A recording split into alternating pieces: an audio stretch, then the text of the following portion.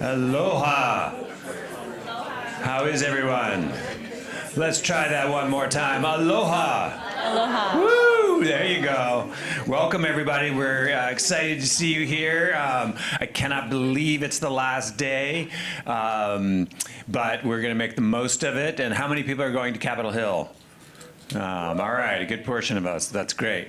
So we have an expedited session today. So we have less than an hour. So we really want to try to be as productive as possible during this time. And so we are going to start off with just a kind of brief way to engage and reflect a little bit about the conference. What were some of the best sessions that you had, or takeaway moments, or just ideas or memes, whatever you want to do. Popcorn. One at a time, please. Our first session here, coming together regionally, I met so many people that I did not even know were neighbors, and that was fantastic. That's awesome. Thank you. Thank you. Yeah. I sat in on the youth leaders session, and I was so impressed by the speakers and what they had to say, and just really blown away by the quality of that session. So if you were in there and you know those individuals, kudos to them. Yeah. Yeah. Yeah, I led a session yesterday with some colleagues on climate change impacts, and I was just blown away by the engagement and then all of the different things that people are already doing to adapt and working with communities and in communities on really awesome climate adaptation strategies. So excited to eventually document that and share it with everyone, but yeah. It was really inspiring. Yeah, that was a little bit of my takeaway. It's just, it is truly humbling when you see what people are working on, the projects, the scope of them, and then just the stories, are just so moving. So yeah, I agree with that. Others, takeaways, yes. The tribal watch access session was phenomenal. Kudos to you and your presentation. It really contextualized a lot of the problems that I think the WASH convening is hoping to address, but in a way where funding and technical assistance and all of the gap is probably the biggest. And I think they did a phenomenal job explaining all different areas and having multiple tribes represented. Yeah, good point. I attended a great session with Sade, Jordy, Aria, and Tony, I think. Is that everyone's name? Yeah, you guys really impressed me. Water Drop LA, working with Unhoused, folks on Skid Row, so it's great to know. Yeah, often neglected portion of the population. We'll go here and here. I'd say the time in between the sessions has also been really valuable.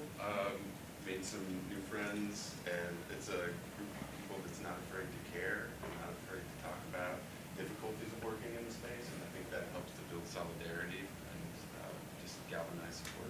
Yeah, very good point. Yeah, I ran a session on hygiene, and I was really worried that no one was going to be interested, and then the amount of interactions and engagement and excitement people had about it was really inspiring and heartening, because we ended up talking about rethinking of the entire structure that we're used to in WASH. And I think similarly to what Adam was saying, it's really beautiful to see the tapestry of who's in the WASH sector in the U.S., where it looks different, it feels different than maybe overseas, but it just feels perfect at the same time. Having met everyone and seeing what everyone's doing, it's really, it's made me feel less jaded and a lot more motivated. That's great, and we can get a few more comments, but I think that's a very good comment to think about what we're doing next, is to really think about what are those, how do we, imagine ourselves outside of this box. And that's the thing I really love about George, is he's constantly like, the system is broken. Let's be very clear. And we need to think about, how do we repair it? How do we get outside of this system? And so that's kind of today, when we're thinking regionally, what is this very diverse group? What can we have in common? What are some ideas that we can have? And we want to go big in some ways, but also be really tangible and practical about it. Like, what are actionable steps? So that's an excellent comment. Any other comments before we move on? Yes. I was communicating with a colleague back at the office today, and I said, I think this conference is one of the few that I've been to in recent years that does a good job highlighting local and indigenous voices, frontline people. We so often live in an echo chamber where people that look like me sit and talk to each other and don't acknowledge the real work that's being on the ground. And my compliments to the conference and the organizers for getting such a diverse group of people here, but especially the emphasis on elevating local and indigenous voices has been awesome. Yeah. That is, mine's not on. Oh, yeah, it is. That is the perfect segue into just recapping what we've been talking about over the last 2 days, and in this session in particular. The past 2 days have been all about the importance of engaging with those impacted communities and also with governments while making these decisions and solutions. And so the first time we met, which feels so long ago now, we talked about main challenges, how there was a direct quote, "It's expensive to be poor. Solutions are costly, funding is limited, willingness to pay is different than the ability to pay for solutions, and the lack of workforce." We also talked about solutions that are working and solutions we want to continue to replicate, community engagement, community-led solutions, organizations and programs. Small regional solutions due to the large space. That was one thing a commonality we all recognized is most of the places we are all from have larger spaces, and so we need to be looking at solutions like decentralized wastewater solutions. One thing we were actually reflecting on, we also all have a coastline essentially, so thinking about our geographical needs as well. And then we talked about how there's also a need for culturally responsive workforce development, government and NGO partnerships, and public and private partnerships. So today, we are going to work in our small groups, God bless you, and what we'll do is we're going to talk about, will you be my Vanna White? Thank you. We're going to each get a book, thank you. Oh, we are theatrical.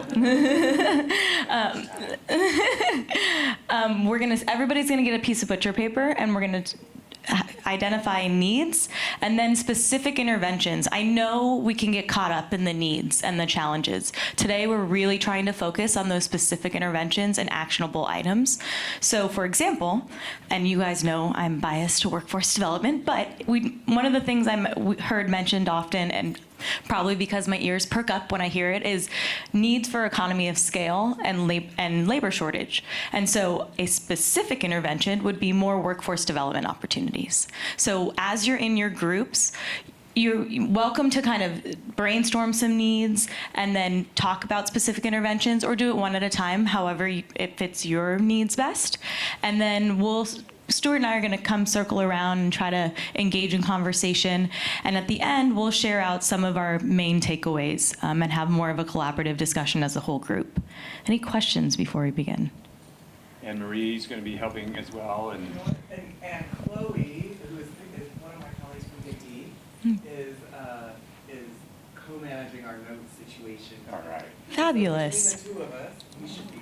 Oh, mahalo, Chloe. And then, for this, and for this example, also feel free to be even more specific about what kind of workforce development, what examples, because the challenge today in going to Capitol Hill is, really being able to take big ideas and then give them very specific, tangible things so that people understand what you're talking about in the offices. So this is kind of an exercise really getting us prepped for the Capitol Hill visit. And maybe to jog your memory on some of the discussions, especially if you were at the bar lingering a little bit last night. Some examples that we've discussed were advocacy campaigns, programmatic work, research directions, convening needs, the specifics for why, peer-to-peer cross-learning between organizations, site visits, and creation of a vessel regional group. So just in case you needed some suggestions for this side. But yeah. And then do we want to have one of these for each table? I think so. Okay. Is that what you want to do? Yeah. All right, let's do it. We'll try that. Okay. And then the last thing, before we go, can you all please help Stuart and I remember that we'd like to take a big group picture? Yeah. And we would like to make sure that everybody has an opportunity, if they choose or would like to be involved, to share their contact information. Because as you mentioned, we met so many people that we would like to collaborate with. And I wish I brought more business cards with me, and I wish that I had a better memory and could, but there are so many of you that I would love to get your contact information. And Anne Marie and Chloe, I'm not sure if that would be best to do like on a document, or we could write it down. I'll get the document started and get everyone. Pass it around. Perfect, thank you. Yeah. Okay, then without further ado, please start discussing needs and interventions, and Stuart and I will bring you some butcher paper, and you can start going at it. And we need, this table only has 3, so Pierre, yeah, that'd be great. Awesome. Yeah, thank you. Anybody else? Can we first do like even with my back, I can't see everyone's name, so we just do a quick like. Okay, I'm Anne Marie, so I'm Anne Marie. I went to tea.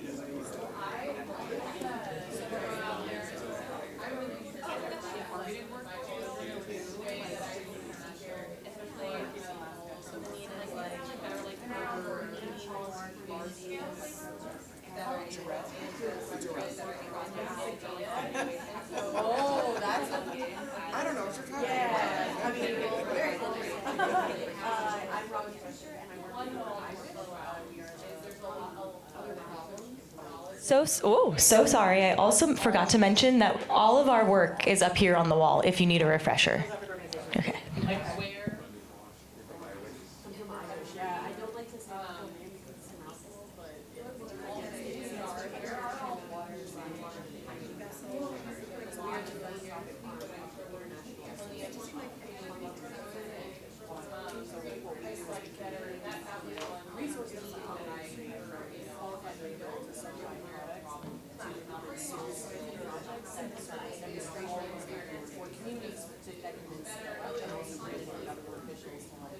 fund and recognize issues related to how we can outside from how we money resources or staff and usually I'd say like large scale community at the smallest scale like financial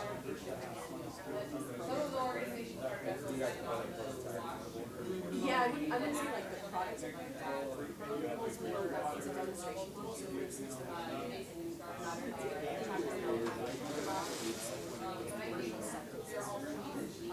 pressurized system that has never been done before, but it's used in other parts of the country. So it's not a novel technology, but it is a solution. And it's like a new application. New application of the data system.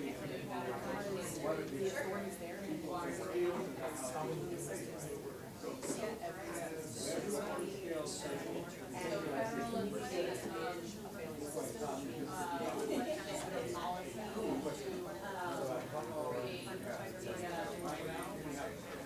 so it's not so much about testing it out, it's more about showing it feasibility. Because the systems working on I would have like labels, right? Like if you want people to come to work effectively, you need salary, you need like work that they can do. that's all. But, so it's more that you demonstrate what has what you're working in the and then allow you get money for sure. There's so many resources that we just don't want to say there's a one size fits all. We also don't want to say I've been doing it 30 years ago and it's still and it's not constant. Yeah, and it's a financial burden that they end up then just going. That's really what it is. Anyway, that's what I do. But in terms of solutions,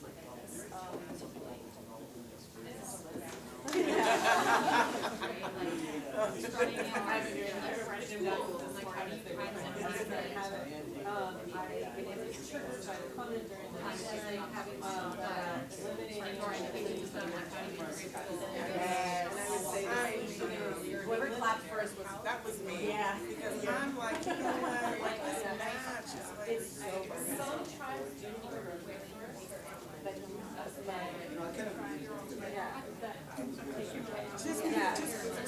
it's predatory models. Yeah, straight up. Yes. Okay, so that would be my number one. I love that. Yeah. Yeah, absolutely.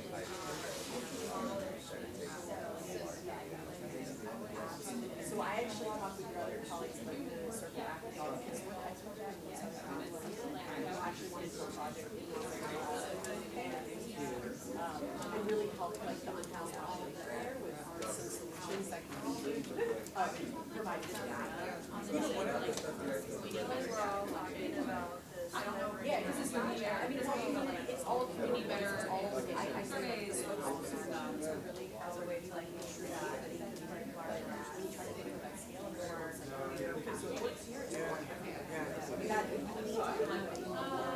regional and large scale and plan. The need is ending more match funding. Eliminating match funding. That's our solution, right? So the need is more equitable funding. If you try to have So typically, what they'll do is, a lot of government agencies, as a they'll say, we'll manage $5,000 raise $100,000. So when they say, for I understand that all this fund for we'll give you $750, which is left of that $250. or We have to raise that first before we do it. I would say the need of if you're being funding out they say we would have the water going into long as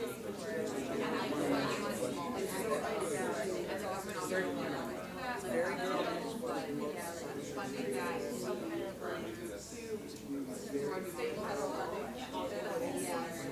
Because it also, it's not just the match, it's also the ability to the knowledge of the awareness. That is a separate one. So the intervention is working with awareness, like from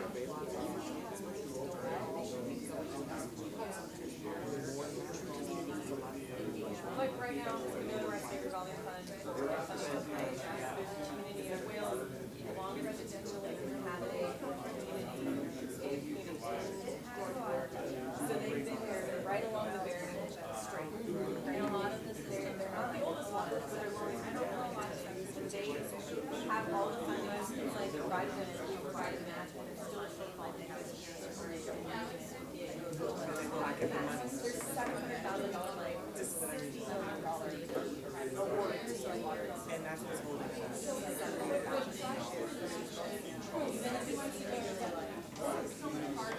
Monday, like, you know, our lawyers like to share this information. Yeah. Yes, government reporting is and the way they lay out funding when it's on a reimbursement. I feel like reimbursement should be It should be So maybe that goes along here.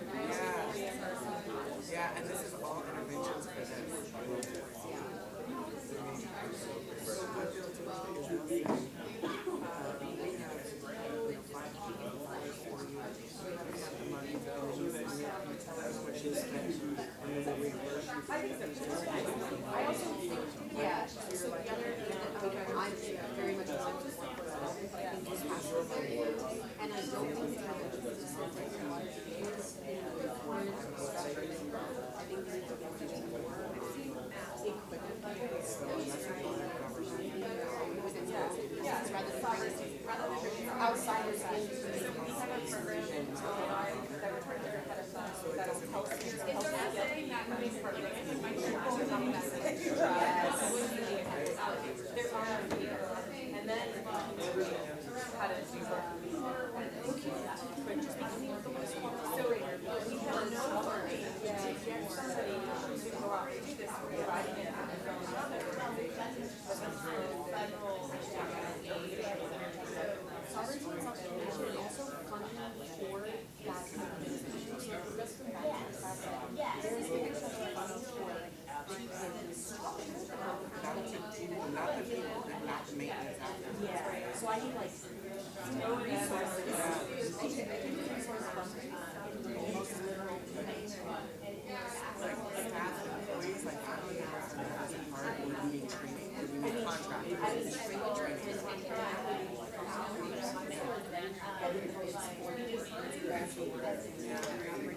Like the long We're finding that we gotta step back and find awareness. No, we have actually been for training, but before you can train somebody, you should have yeah, so awareness raising, yeah, like the initial, so that could be part of capacity building too, is and awareness, yeah.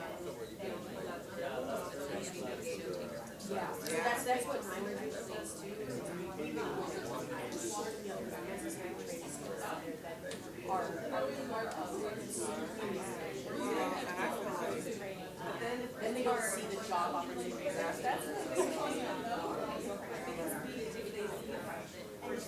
Then nobody's doing the operations. The water plant, and nobody is there to do the facility. That's right, and I think that goes back to the, not the actual dollars allocated for staffing, right? Dollars allocated to like the operations, so that you can have multiple folks. And I would say too, like some of the training, that's not just a goal for travel, because I feel like that's in rural communities everywhere.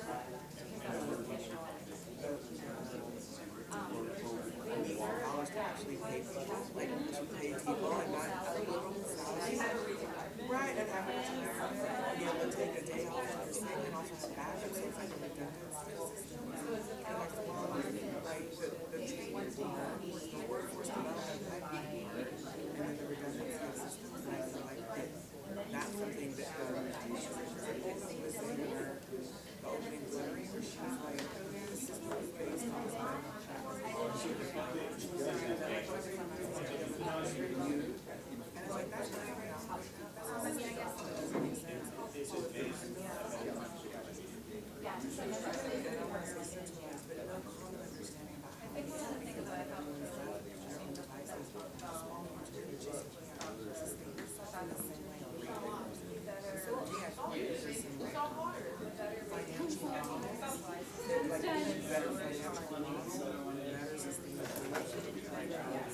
built into the delivery system. Right.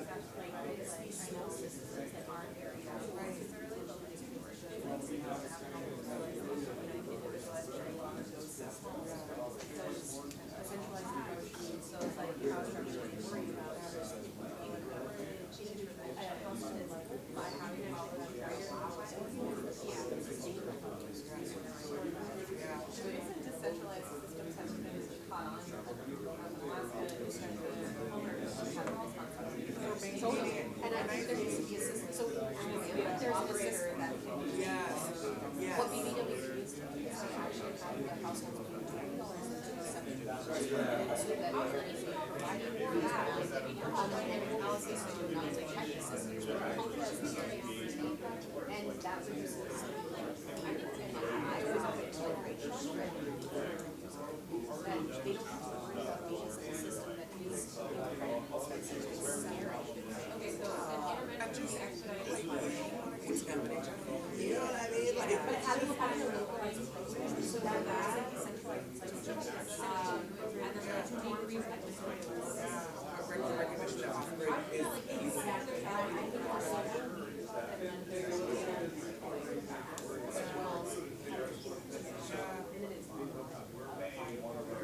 in every single place. I mean, I do like, you know, I feel like I want to sorry, I'm like really bad at this, but like, right? centralize everything, but I feel like kind of an understanding of how to maintain service, like providing consistency and professionalism.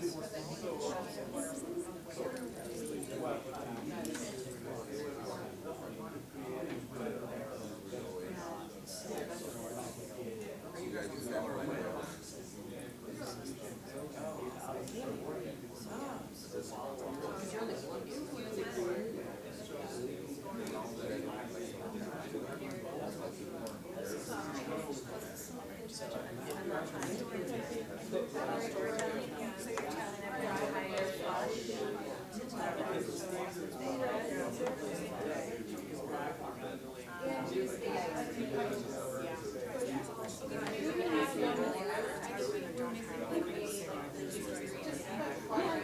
And so we need like ways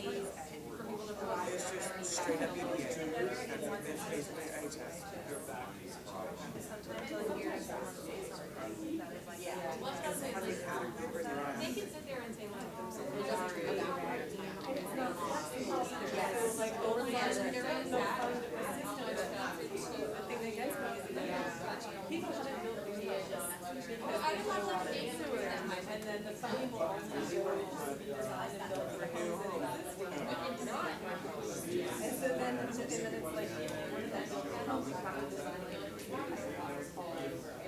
Would it be so easy to just design for stuff for future homes?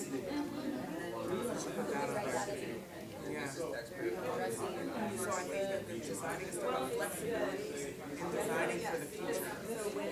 I think it could be that. It could be the financial marketing technology. So then that means more flexibility in designing systems for the future. But what we feel is a great experience with all We talk a lot about every and the products that we see other places, but at the same time, I hear that you're tapped out at capacity wise, resources aren't available, so what would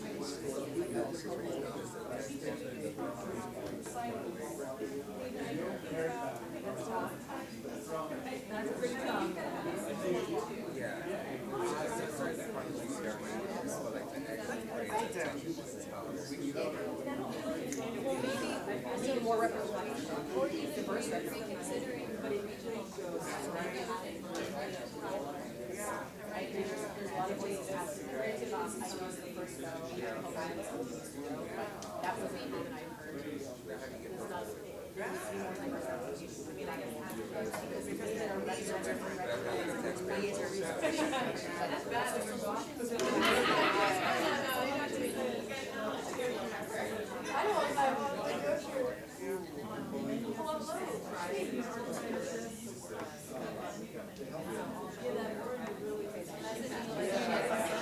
They were just gonna slash the water. Because when you have walking, And they just want to just push it back. when you have this water on the intent Are they just doing things near the Yeah. It's crazy. Surprising, but it's like it's just happening. It's like, oh, no one's gonna see. It's recognizing one of the not one of those that's brush over the road.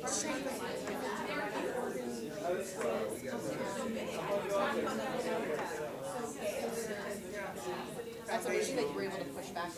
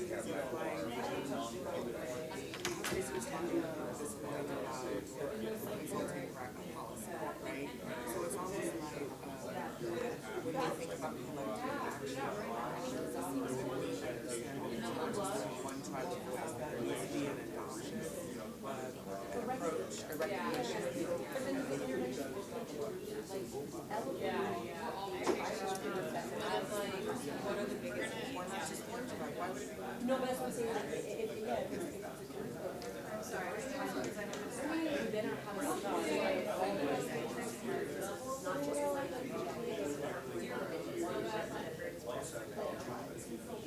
think that's just a ridiculous. I feel like we're just some government stuff. And I almost think that White House Council, this is like, I feel like we're in our own spaces, if we're talking about just people who are being there now, like, what are we gonna do to be like, oh, you know what, it's not sufficient, or we're over-represented in areas, or, you know, I mean, I'm talking about implementing too, for sure, that's like, you know, our biggest problematic areas. It's one of the largest nations I think have ever shared land mass, and so, like, there's just, it's like different ways of sharing, that it's not just the biggest folks in the room, you know. I don't know if the US was short of borders are manufacturing industry that there, so I work with people they're all that are based and so they are recognized in both like they have their own water recognized as well. And so when they say This is your 5-minute warning. This is your 5-minute warning.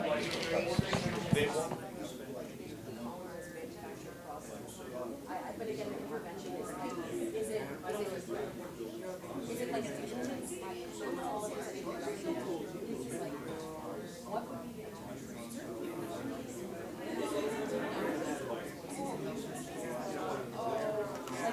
it's amazing that so many folks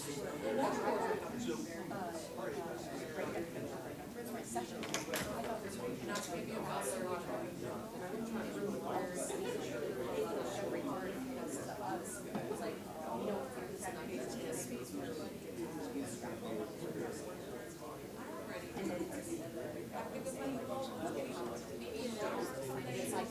that's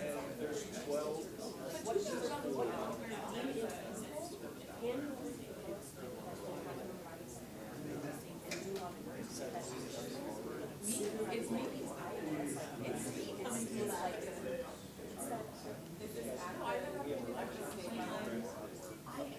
so I'm struggling with like the extrapolate, like how to disaggregate. So I work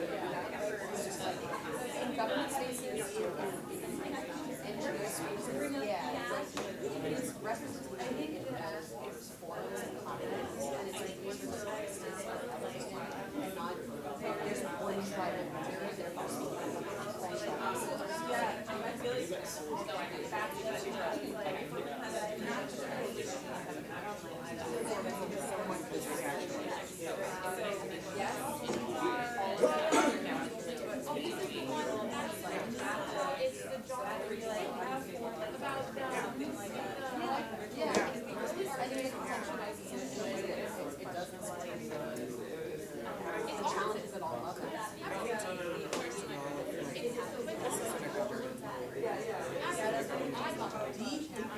session, right? This is organized by NGOs, and what you're so I guess I'm sure a lot of that regional, but just to know that that's what government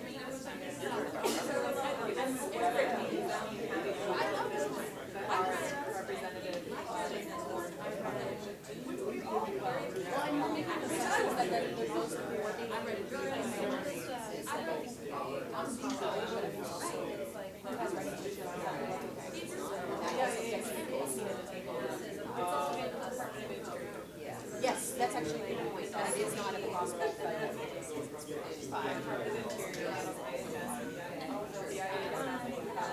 and then they make an API, right?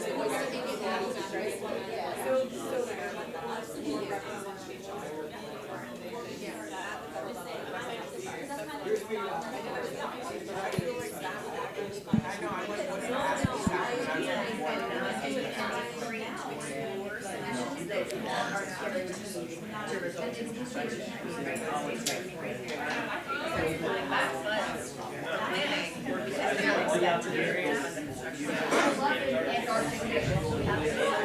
All right. If we could start to wrap it up, that would be great.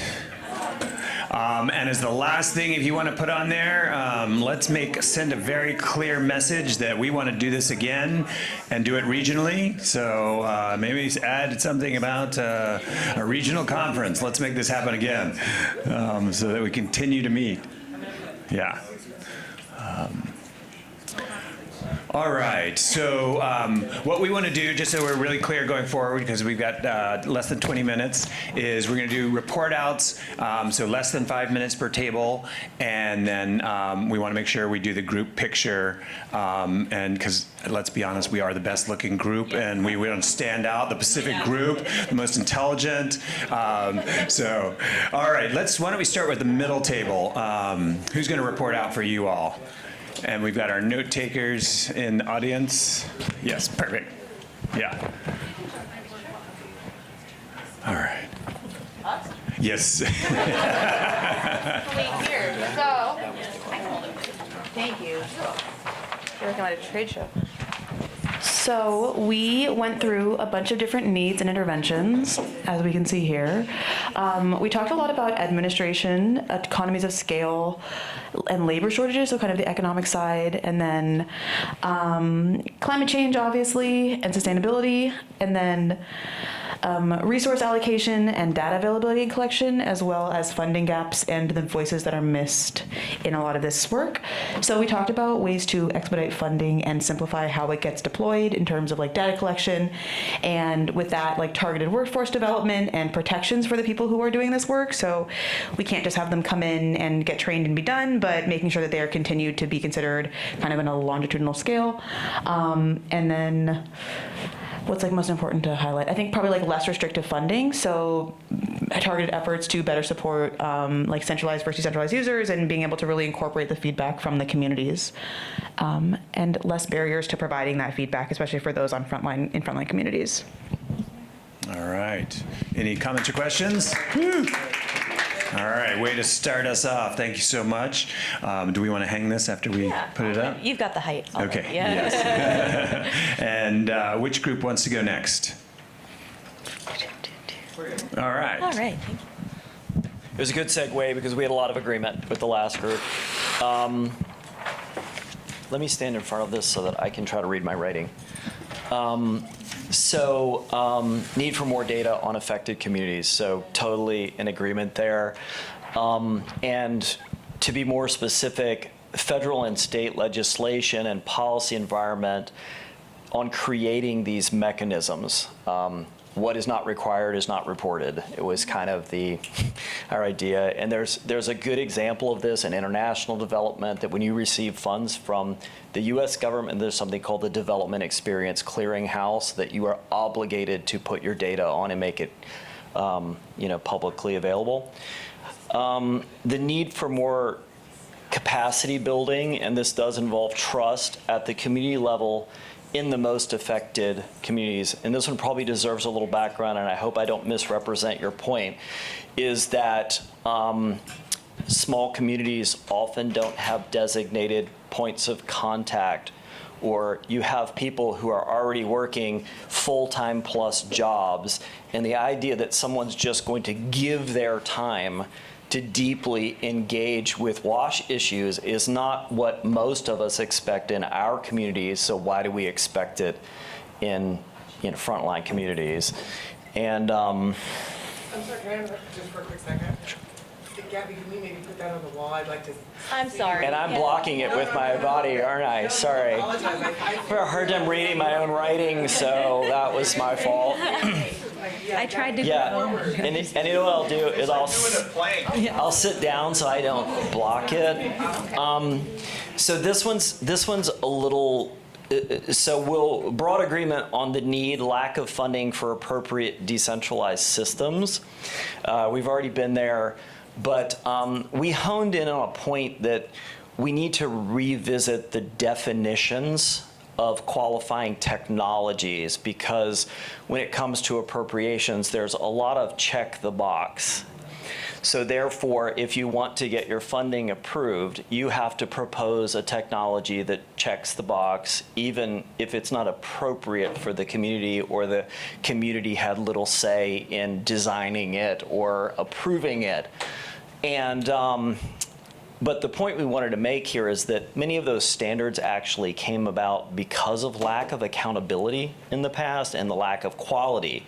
So we want to have more flexibility without lowering the accountability for quality delivery. and research on health impact. And I think this grew out of the point that if you want to promote, for example, decentralized systems, we need to have research that says that decentralized systems provide the same or better health benefit than, for example, pipe system in some cases. And research is not costly in comparison to infrastructure. So we can make a case that, you know, we need the data on the impact of systems before we wholesale say we are willing to go to the most expensive option without any evidence that a decentralized system, which is much less costly in some cases, could provide the same health benefits. So, group, did I represent? Okay, thank you. All right, thank you so much. Awesome. Who would like to go next? We'll go. Hooray. I'll talk in the microphone. Thank you. So we ended up really reflecting on the sector's needs and interventions. We kind of got stuck in that world a little bit more because we're all still marinating on the last couple days of conversations. So, and I can't read because I don't have my glasses on, so we're just going to be right here.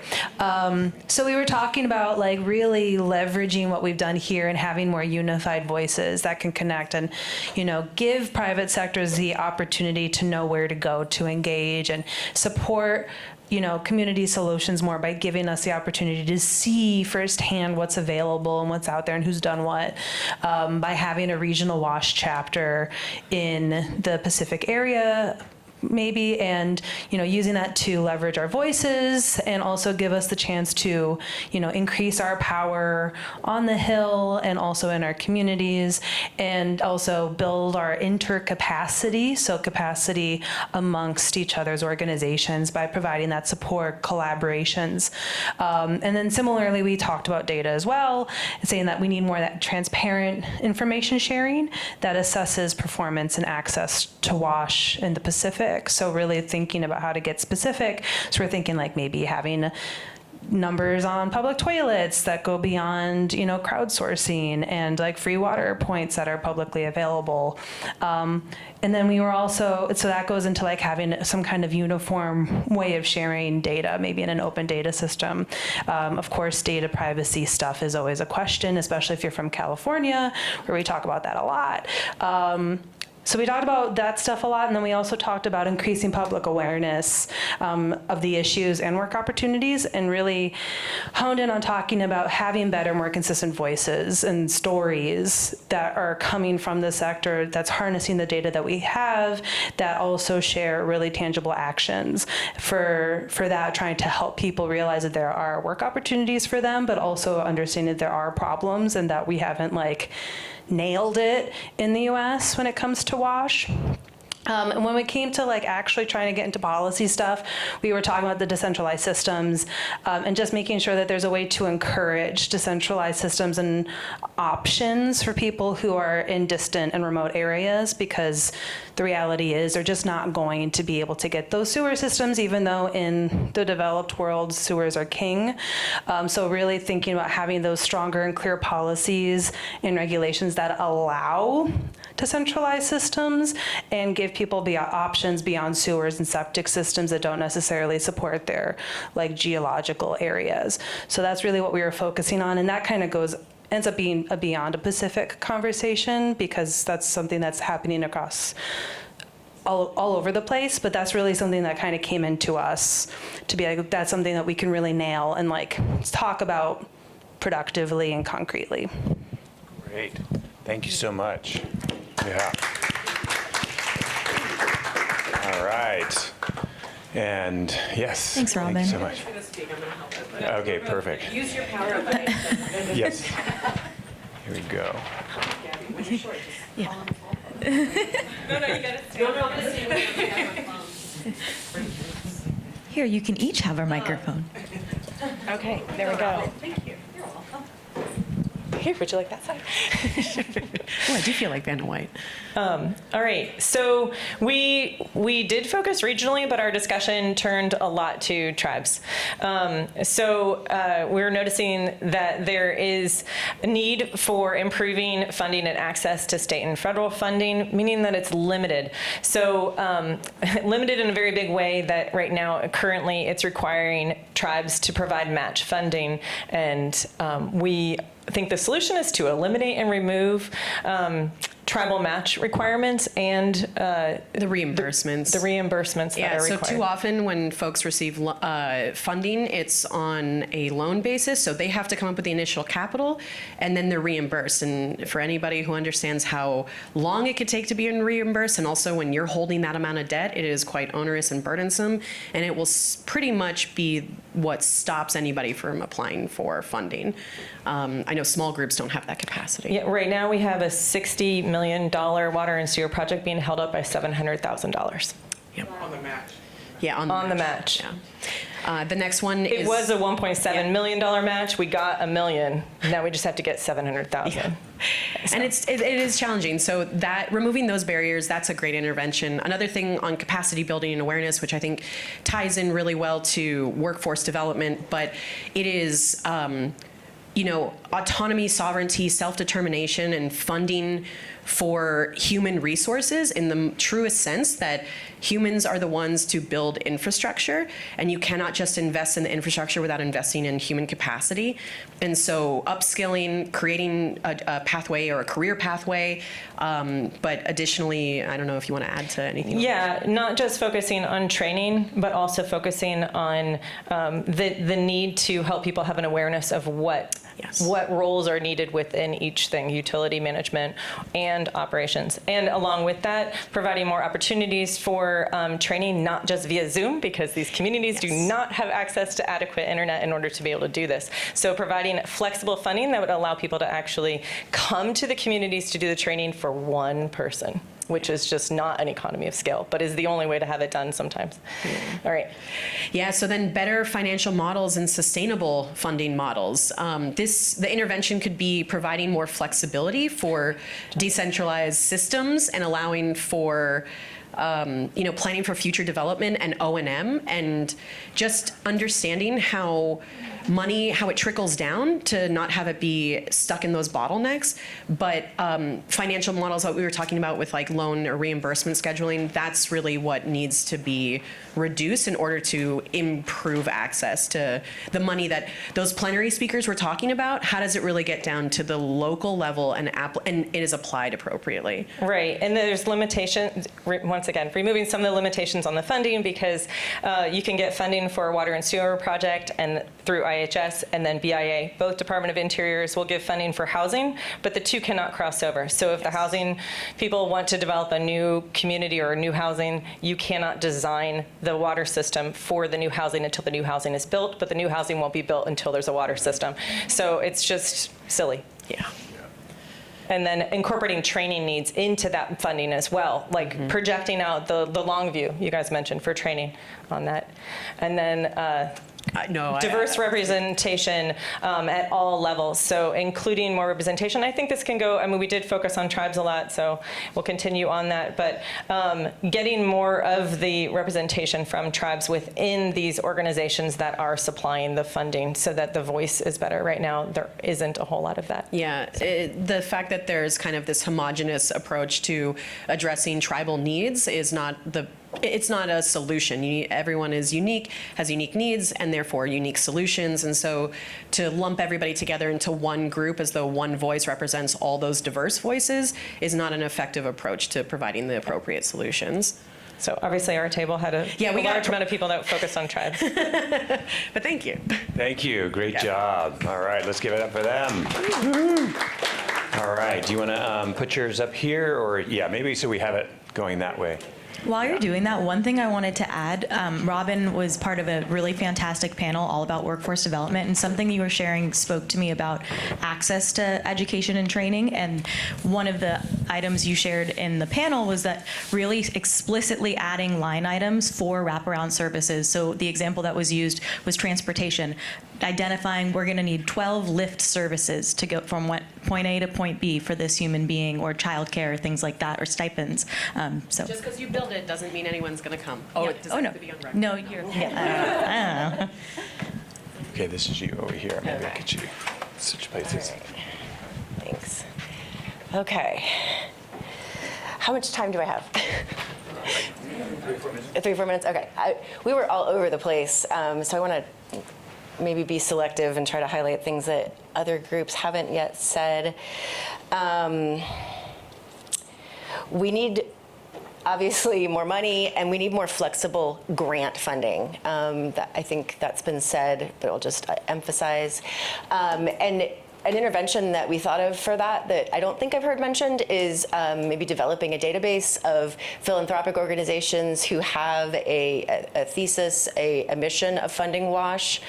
Also, looking at the trust philanthropy model, where there's accountability, but not at the microscopic level that we sometimes now have to engage in terms of reporting and documentation that takes so much time in admin that could be spent on implementation. So overall, I think there's a need for simplified reporting and streamlined grant administration, and we thought that the philanthropic model had a lot to offer there. We want to, do what we're doing here today. Continue to move ourselves off of just talking about the need and the need and the need, and really focus and hone in on interventions. We need to, our institutions need to invest trust in their service providers. That also comes back to maybe reduced reporting and administration demands and increased empowerment. We talked about a need for rapid response, both at the household level and at the community system level. We've got a model we can hold up for emergency funding, where the emergency funding is seated with an NGO.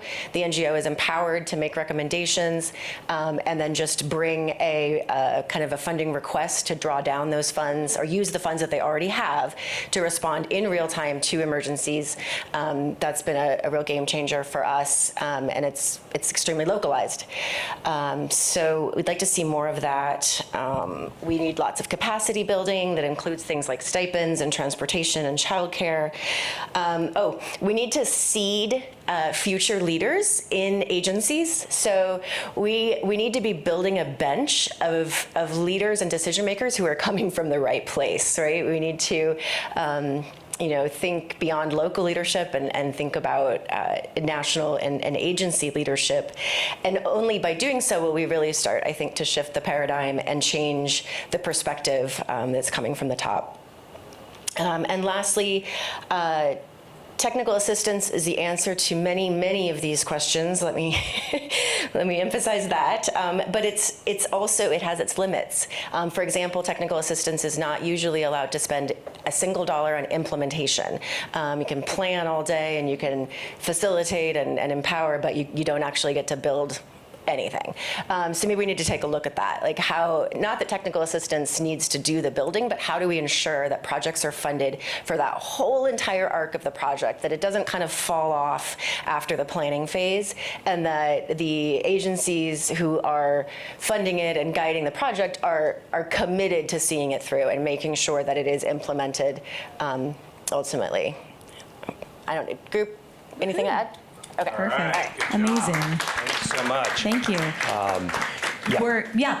Thank you all. This was phenomenal. Was there anything that you wanted to add to that? Just a couple of, I think, common themes and connections in storytelling and getting those authentic voices from communities. Nicholas Kristof in the New York Times said, you can talk about, he's been writing articles for decades, and he's like, you can talk about millions suffering in Darfur.